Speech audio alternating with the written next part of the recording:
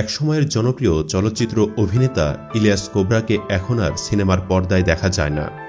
যেমন তিনি সিনেমার পর্দায় অনুপস্থিত, তেমন ঢাকা ছেড়ে অনেক দূরে বসবাস করছেন তিনি। বর্তমানে তিনি কিভাবে জীবনের প্রতিটি মুহূর্ত পার করছেন তা জানলেও অনেকে অবাক হবেন এবং মনটা ভরে যাবে। হ্যাঁ, ইলিয়াস কোবরা বর্তমানে ঢাকায় না থেকে কক্সবাজারের টেকনাফে তার গ্রামের বাড়িতে বসবাস করছেন। তার নামে নামকরণ করা হয়েছে একটি বাজারের নামও। বাজারটির নাম কোবরা বাজার। তিনি টেকনাফের তার গ্রামের বাড়ির মসজিদের সভাপতিও। চিন্তা করুন, সিনেমার পেছনে যে ব্যক্তি সারা জীবন অতিবাহিত করেছেন, এমন একজন ব্যক্তির মসজিদের সভাপতি হওয়া নিশ্চয়ই কোনো সাধারণ কোনো ঘটনা নয়। এখানে শেষ নয়, সবচেয়ে চমকপ্রদ তথ্য হচ্ছে সে মসজিদে ইবাদত করেই দিনে সিংহভাগ সময় কাটিয়ে কোবরার। আমার কক্সবাজারে যাওয়ার প্রেক্ষিতে টেকনাফে যাই এবং সেখানে কোবরা ভাইয়ের গ্রামের বাড়িতে গিয়ে তার সাথে সাক্ষাৎ করি। আর সেখানে গিয়ে দেখলাম একটি বাজার, আর বাজারে বিশাল বড় সাইনবোর্ড যেখানে লেখা ইলিয়াস কোবরা বাজার। দেখে বেশ ভালোও লাগলো। তার সম্পর্কে অনেকের কাছে জানতে চাইলে সবাই তার প্রশংসা করল। গ্রামে বেশিরভাগ সময় তিনি মসজিদ, ইবাদত, সামাজিকতা এসব নিয়েই থাকেন এবং আগে বলেছি তার গ্রামের যে মসজিদটি রয়েছে এটার সভাপতিও তিনি। এলাকায় একটি লোক পেলাম না যে তাকে অপছন্দ করতে। এটা আমাদের জন্যও গর্বের। ইলিয়াস কোবরার অবশ্য পরিবর্তনটা এসেছে অনেকটা ঠেকায় পড়ে। করোনার আগে থেকেই অভিনয়ের জন্য সেরকম কোনো অফার পাচ্ছিলেন না। এদিকে আর্থিক অবস্থাও খারাপ হয়ে আসছিল। করোনার সময়টা এভাবে শুয়ে বসেছিলেন ঢাকায়। এক পর্যায়ে বাধ্য হয়েই এসব সংকটের কারণে টেকনাফে চলে আসেন। সেখানে এসে শুরু করেন বাপদাদার জমি জমা দেখাশোনা, অর্থাৎ টেকনাফের বাহারছড়ায় গ্রামের বাড়িতে বাগান পরিচর্যা সহ পুরোদমে বিভিন্ন কৃষিকাজ শুরু করে দেন। সে সময় কোবরা বলেছিলেন, কয়েক বছর ধরে সিনেমা নির্মাণ করে গেছে। সিনেমা না থাকায় এরই মধ্যে অনেক সিনেমা হলও বন্ধ হয়ে গেছে। এখন তো সিনেমায় নির্মাণ হচ্ছে না, কাজ কমে যাওয়ায় সিনেমার জন্য এখন খুব বেশি ডাক আসে না।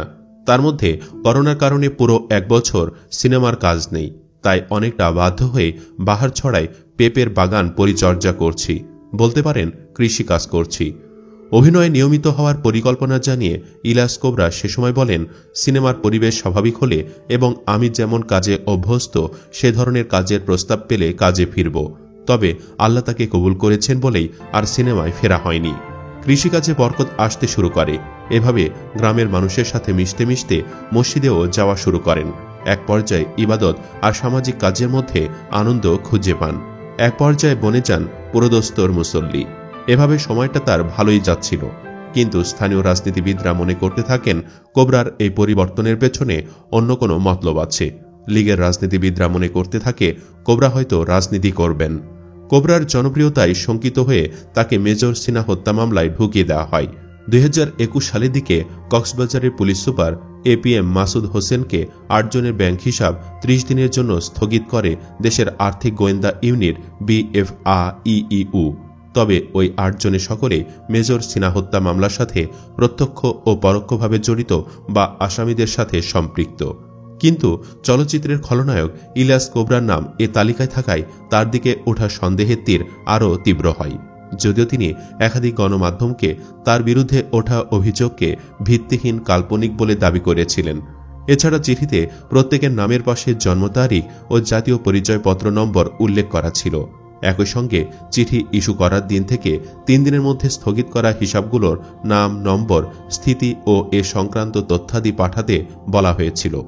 2020 সালের 31 জুলাই টেকনাফের বাহারছড়া পুলিশ চেকপোস্টে সেনাবাহিনীর অবসরপ্রাপ্ত মেজর সিনা মোহাম্মদ রাশেদকে পুলিশ গুলি করে শেষ করেছে বলে অভিযোগ এনে ইন্সপেক্টর লিয়াকত, ওসি প্রদীপ কুমার দাস সহ পুলিশের 9 সদস্যের বিরুদ্ধে মামলা করেন সিনহার বোন শারমিন শাহরিয়া ফেরদৌস। এরপর আদালতে 9 আসামির মধ্যে পরিদর্শক লিয়াকত, ওসি প্রদীপ কুমার দাস সহ 7 জন আত্মসমর্পণ করেন। এর আগে একটি শীর্ষ দৈনিক পত্রিকার খবরে বলা হয়, ইয়াবাসহ নানা কর্মকাণ্ড নিয়ে টেকনাফে ডকুমেন্টারি নির্মাণ করছিলেন মেজর সিনহা। তাই সিনহা ওসি প্রদীপের ভিডিও সাক্ষাৎকার নিয়ে যখন দ্রুত টেকনাফ থানা ত্যাগ করছিলেন, এর মাঝে বাহারছড়া সংলগ্ন মারিশঘোনা এলাকাতে বসবাস করেন চলচ্চিত্রের ফাইটিং গ্রুপ পরিচালনাকারী ইলিয়াস কোবরা। হঠাৎ তার টেলিফোনে করা আমন্ত্রণ পুরোপুরি এড়িয়ে যেতে পারেননি মেজর সিনহা মোহাম্মদ রাশেদ খান। এদিকে থানা থেকে মেজর সিনহা বেরিয়ে যেতেই ওসি প্রদীপ অচিরেই বড় রকমের বিপদের আশঙ্কায় তৎক্ষণাৎ কক্সবাজারের এসপি মাসুদকে ফোন করে বিস্তারিত জানিয়ে দেন। সব শুনে এসপি নিজেও উদ্বিগ্ন হয়ে পড়েন। কয়েক মিনিটেই এসপির নির্দেশনায় তৈরি হয় সিনহা খুনের ছক। আলাপ আলোচনা শেষে এসপি ওসি এমনভাবেই ত্রিমুখী মার্ডার মিশন সাজিয়েছিলেন, সেই ফাঁদ থেকে মেজর সিনহা মোহাম্মদ রাশেদ খানের প্রাণে বাঁচার কোনো সুযোগই ছিল না। ওই পত্রিকার খবরে মিথ্যা দাবি তুলে আরও বলা হয়, পরিকল্পনার অংশ হিসেবে চলচ্চিত্রের ফাইটিং গ্রুপের পরিচালক ইলিয়াস কোবরাকে দায়িত্ব দেওয়া হয় আতিথেয়তার নামে নানা কৌশলে সন্ধ্যা পর্যন্ত মেজর সিনহাকে তার নিভৃত পাহাড়ি গ্রামে আটকে রাখার। সেই অভিযোগে বলা হচ্ছিল, কোবরা নাকি চলচ্চিত্রের সঙ্গে সম্পৃক্ত থাকার পরিচিত থাকলেও ক্রসফায়ারে মিট মীমাংসার দালালি কাজে সক্রিয় হয়ে উঠেছিলেন। ক্রসফায়ারের তালিকার নাম থাকায় গুজব ছড়িয়ে অসংখ্য মানুষকে গোপনে ওসি প্রদীপের সঙ্গে সমঝোতা করিয়ে দিয়ে টেকনাফের শীর্ষ দালাল হিসেবে বেশ নামডাক ছড়িয়ে পড়েছিল কোবরার।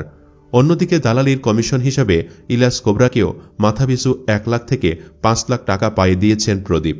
ওসি সহ পুলিশ প্রশাসনের কাছে পরীক্ষিত দালাল ইলিয়াস কোবরা ঠিকই তার উপর অর্পিত দায়িত্ব অক্ষরে অক্ষরে পালন করেছেন।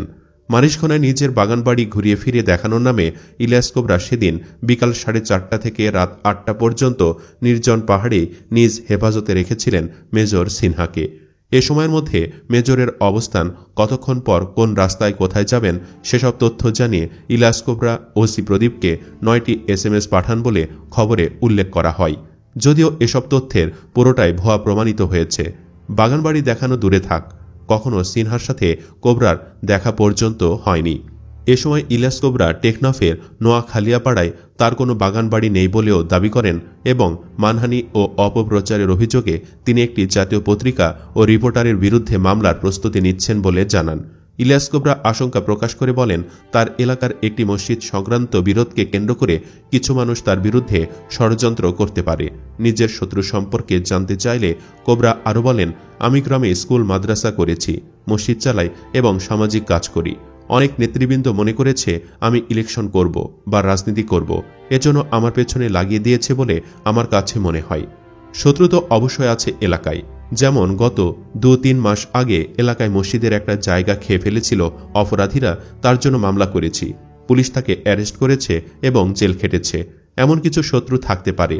সব মিলে খল অভিনেতা হিসেবে সিনেমা দর্শকের পরিচিত মুখ কোবরা একজন সাধারণ মানুষ হিসেবেও টেকনাফের মানুষের কাছেও বেশ জনপ্রিয়। সেখানকার সাধারণ মানুষের সঙ্গে মিলেমিশেই বর্তমান সময় পার হচ্ছে বলে জানান। একটা সময় গেছে নায়ক রুবেলের ছবি মানেই খলনায়ক হিসেবে থাকবেন ইলিয়াস কোবরা। রুবেল কোবরা জুটির ছবি মানেই মার্শাল আর্ট প্রিয় দর্শকদের কাছে বাড়তি আগ্রহ। এফডিসিতে মাসের 25 দিনই শুটিংয়ে ব্যস্ত থাকতে হতো তার। সেই কোবরাকে এফডিসিতে সর্বশেষ সরব দেখা গিয়েছিল 2019 সালের দিকে, সেটাও শিল্পী সমিতির নির্বাচনকে ঘিরে। 2019-21 মেয়াদে বাংলাদেশ চলচ্চিত্র শিল্পী সমিতি নির্বাচনে সেক্রেটারি পদে লড়েন তিনি। তার প্রতিপক্ষ হিসেবে ছিলেন জায়েদ খান। ইলিয়াস কোবরা 1987 সালে সোহেল রানা পরিচালিত মারকশাহ চলচ্চিত্রে অভিনয়ের মাধ্যমে খল অভিনেতা হিসেবে আত্মপ্রকাশ করেন। এরপর প্রায় 550 চলচ্চিত্রে অভিনয় করেছেন। আমরা দোয়া করি আল্লাহ যেন ইলিয়াস কোবরার পেছনের সমস্ত গুনাহ যেন মাফ করেন, সেই সাথে আমাদেরও মাফ করুন, আমিন।